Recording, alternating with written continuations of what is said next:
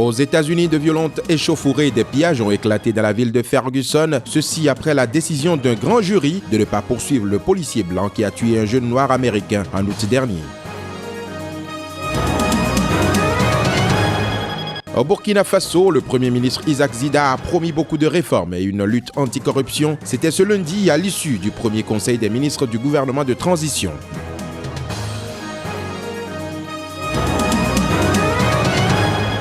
Denis Mukwege réceptionnera son prix Sakharov ce mercredi à Strasbourg. Ce médecin congolais qui soigne les femmes victimes de violences sexuelles en RDC est le lauréat de ce prix initié par le Parlement européen.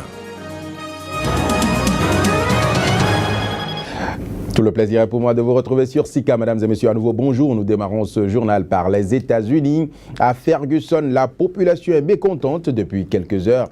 Elle exprime sa colère à travers des émeutes et des pillages. C'est en réaction à la décision du grand jury qui n'a retenu aucune charge à l'encontre du policier blanc qui a abattu un jeune noir américain, Michael Brown, au début du mois d'août dernier. Les manifestations se poursuivent actuellement à Ferguson malgré les appels au calme de la famille Brown et du président Barack Obama. Reportage.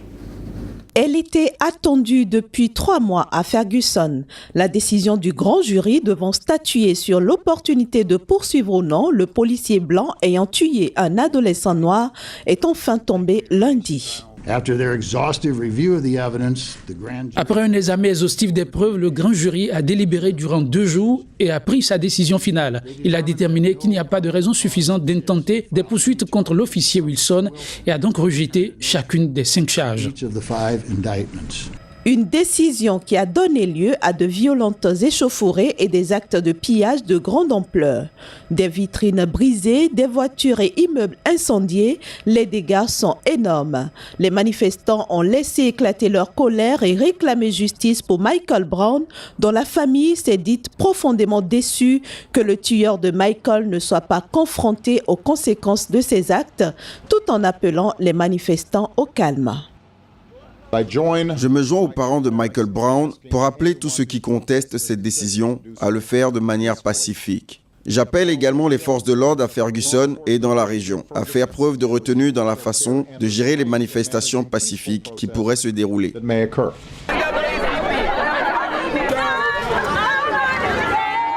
De Seattle à New York, en passant par Chicago et Los Angeles, des milliers d'Américains sont descendus dans les rues pour dénoncer la décision du grand jury. Il a tué un être humain. C'est un être humain avant d'être un noir. Comment peut-on s'en tirer en toute impunité en tuant un être humain alors que des gens ont fait de la prison pour avoir tué des animaux? C'est ridicule. Contestable ou pas, la décision du grand jury est prise. Elle vient clore une affaire qui aura réveillé le spectre du racisme à Ferguson et dans le reste des États-Unis et mis en lumière les relations très tendues dans cette ville à majorité noire où policiers et élites sont quasiment tous blancs. Le président égyptien en visite en Italie a été reçu ce lundi par le pape François Ier au Vatican. Devant le président Al-Sisi, du moins le pape François a plaidé en faveur de la coexistence pacifique pendant la période de transition politique actuellement en cours en Égypte. Les crises régionales étaient également au menu de leur discussion. Reportage. Déjà 8 ans bien comptés qu'un président égyptien n'a plus franchi les seuils du Vatican. En visitant l'Italie, Abdel Fattah al-Sisi a tenu à réchauffer les relations. La chaleureuse poignée de main en dit long. Des 86 millions d'Égyptiens, les musulmans sunnites constituent l'écrasante majorité. Les Coptes, des chrétiens essentiellement orthodoxes, ne représentent que 10% de la population et souffrent de discrimination, voire de violence. C'est donc à juste titre qu'au cours de leur entretien qui aura duré exactement 22 minutes, le pape a appelé à l'urgence d'une cohabitation pacifique entre toutes les composantes du plus grand pays arabe au monde. En situation de crise, la voie du dialogue interreligieux doit être privilégiée, aurait souligné le souverain pontife. Le rôle de l'Égypte dans la promotion de la paix et de la stabilité au Proche-Orient et en Afrique du Nord a en outre été abordé. Ancien chef des armées, Abdel Fattah al-Sisi est arrivé au pouvoir après la destitution en juillet 2013 du président Mohamed Morsi, issu de la confrérie des frères musulmans. Depuis, plus de 1400 partisans de la confrérie ont été tués, 15 000 autres arrêtés et des centaines condamnés à mort. La répression a aussi frappé des militants pro-démocratie à l'origine de la chute d'Hosni Moubarak en 2011. Le médecin congolais Denis Mukwege, lauréat du prix Sakharov 2014, sera à l'honneur ce mercredi au Parlement européen, connu pour son engagement à soigner les femmes victimes de violences sexuelles en République démocratique du Congo. Ce dernier recevra son prix ce mercredi à Strasbourg. Reportage. Félicitations au médecin congolais Denis Mukwege. Denis Mukwege, 59 ans, est connu pour l'aide qu'il apporte aux femmes violées dans l'est de la République démocratique du Congo. À la tête d'un hôpital et d'une fondation dans le quartier de Panzi à Bukavu, il s'est assigné la mission de soigner les victimes de cette arme de guerre. Son combat n'étant pas apprécié de tous, le 25 octobre 2012, il avait échappé à une tentative d'assassinat au cours de laquelle un de ses domestiques avait été tué. Denis Mukwege aurait pu rester vivre et travailler en France après ses études, mais le gynécologue a fait le choix de retourner dans son pays et d'y rester malgré les violences. Le prix Sakharov, attribué tous les ans depuis 1988 par le Parlement européen, récompense les personnalités ou des collectifs qui se sont illustrés dans la défense des droits de l'homme. Doté de 50 000 €, le prix Sakharov 2014 sera remis solennellement le 26 novembre à Strasbourg au médecin Denis Mukwege. Le lauréat est choisi par le président du Parlement européen et les présidents des groupes politiques qui choisissent parmi une liste établie au préalable par les députés. Rappelons que le prix Sakharov tient son nom d'Andreï Sakharov, un physicien russe qui a reçu le prix Nobel de la paix en 1975 pour son travail de défense des droits de l'homme et de prévention des dangers de la course à l'arme nucléaire. Le Burkina Faso à présent, le Premier ministre Isaac Zida a promis beaucoup de réformes et une lutte anti-corruption. C'était ce lundi à l'issue du premier conseil des ministres de ce gouvernement, le gouvernement de transition dans lequel les militaires tiennent les postes déterminants. Reportage. L'ancien homme fort, devenu Premier ministre, garde apparemment le gouvernail du Burkina Faso, malgré la désignation et l'investiture de Michel Kafando comme président de la transition. Nous allons nous attaquer à des réformes dans le secteur de la défense, de la justice et aussi dans le secteur économique, a lancé le lieutenant-colonel Isaac Zida, également ministre de la Défense, annonçant plein de réformes pendant l'année que doit durer la transition avant les élections démocratiques prévues en novembre 2015. Nous allons essayer de comprendre ce qui se passe parce que nous n'avons pas la prétention de mettre en place un gouvernement parfait, mais nous pensons que nous allons pouvoir mettre une équipe qui réponde véritablement à l'objectif que nous a assigné bien sûr la charte de la transition. Je crois qu'il faut d'abord s'assurer que le peuple peut nous faire confiance, peut faire confiance à cette transition pour remettre la justice à la disposition vraiment de la vraie justice. Je crois que c'est ce sur quoi nous allons travailler, de sorte que les dossiers seront traités sur des bases saines. Le plus urgent, c'est de régler les dossiers pendants en justice, car il y a des attitudes visant à tordre le cou des lois, a lancé le Premier ministre. C'est d'ailleurs au sujet d'une affaire judiciaire enterrée, l'assassinat du journaliste Norbert Zongo, que la première polémique de la nouvelle ère est née. Elle implique Adama Sagnon, le nouveau ministre de la Culture, qui fut procureur de la République dans les années 2000, impliqué dans le traitement judiciaire de l'affaire Zongo.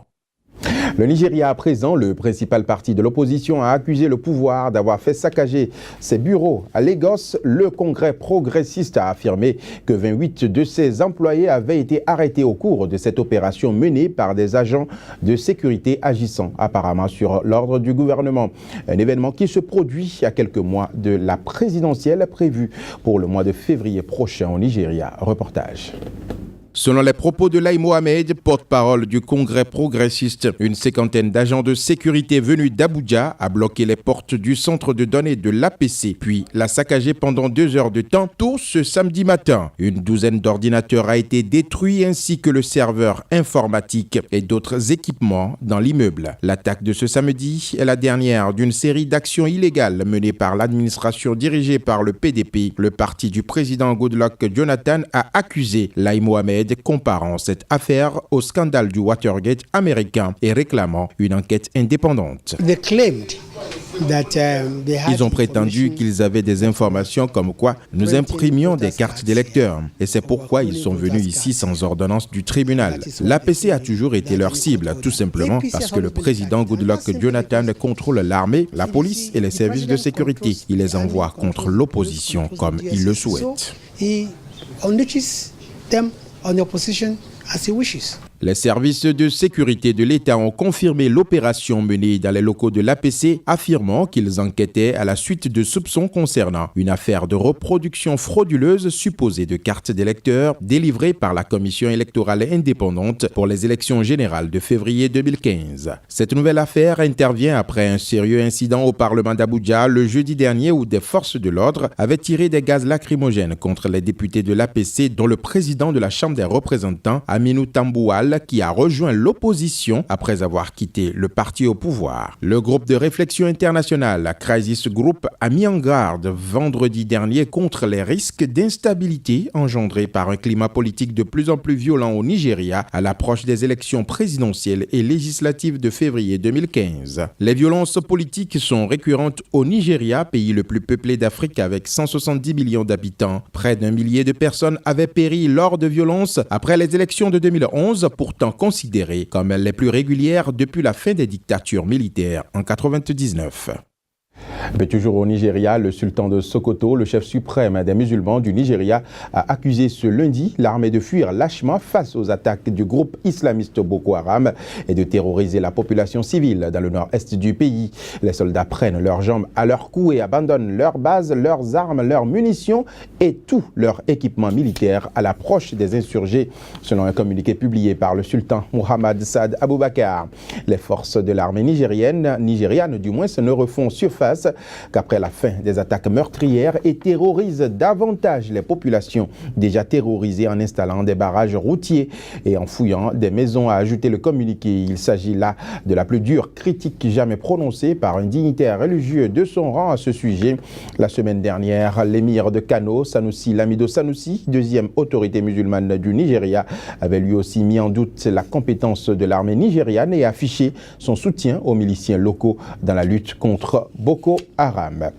Le Niger, à présent, c'est après plusieurs heures de tractation et dans un tollé général que l'ancien opposant Amadou Salifou a été élu ce lundi à la tête du Parlement nigérien. L'opposition qui a refusé de prendre part à ce vote a déposé une motion de censure contre le gouvernement. Amadou Salifou remplace désormais Ama Amadou en fuite en France. Il est issu du mouvement national pour la société de développement, le principal parti de l'opposition nigérienne, d'où il a été récemment suspendu pour 1 an pour avoir décidé de soutenir l'actuel président Mohamedou Issoufou. Des précisions ici avec Mohamedou Abdul Karim, il est le correspondant de Sika TV à Niamey. Amadou Salifou a été élu président de l'Assemblée nationale en remplacement de Hama Amadou. Il a recueilli 61 voix pour sur les 113 députés. Il y avait 116 votants. 3 ont voté pour son adversaire et 1 s'est abstenu. Il faut noter que les députés de l'opposition qui avaient chanté vaille que vaille débloquer cette élection n'ont pas pu le faire parce que la majorité également s'est interposée. Il y a eu des chaudes empoignades verbales, des insultes, de tout genre, ce qu'on n'a jamais vu à l'Assemblée nationale. Certains ont failli même en venir aux mains. Mais au finish, donc Amadou Salifou a été élu. Il a recueilli la majorité, donc sur les 113 députés, 71 voix. Il est désormais le nouveau président de l'Assemblée nationale. Alors, nous avions également appris que l'opposition a prévu déposer une motion contre le gouvernement du Premier ministre dans le cadre de cette élection. En fait, tout cela relève de la stratégie de l'opposition pour bloquer les élections de ce matin. Elle pensait qu'en déposant une motion de censure contre le gouvernement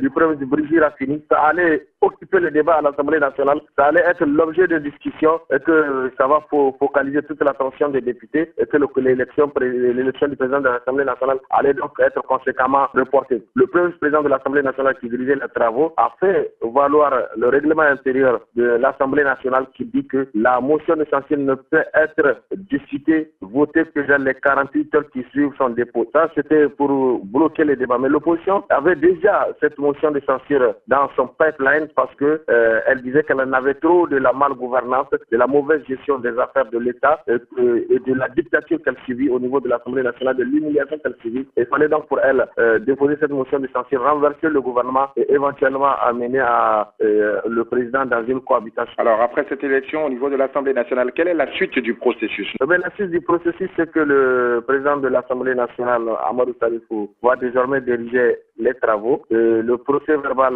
de ce vote a déjà été rédigé et transmis à la Cour constitutionnelle qui va incessamment valider cette élection-là pour qu'Amadou Salifou puisse prendre les rênes, donc s'asseoir sur le perchoir au niveau de l'Assemblée nationale. Mais entre-temps aussi, l'opposition a décidé d'attaquer cette élection-là. Pour elle, elle est de nul effet, elle est illégale parce qu'elle a été faite en violation des dispositions de la Constitution et de plusieurs articles du règlement intérieur de l'Assemblée nationale. Hamadou Abdul Karim, je vous remercie. Merci. Et voilà, ce sera tout pour cette édition que je vous remercie d'avoir suivi. Retenez que l'information se poursuit sur Sika TV et sur notre site internet www.sikatv.info.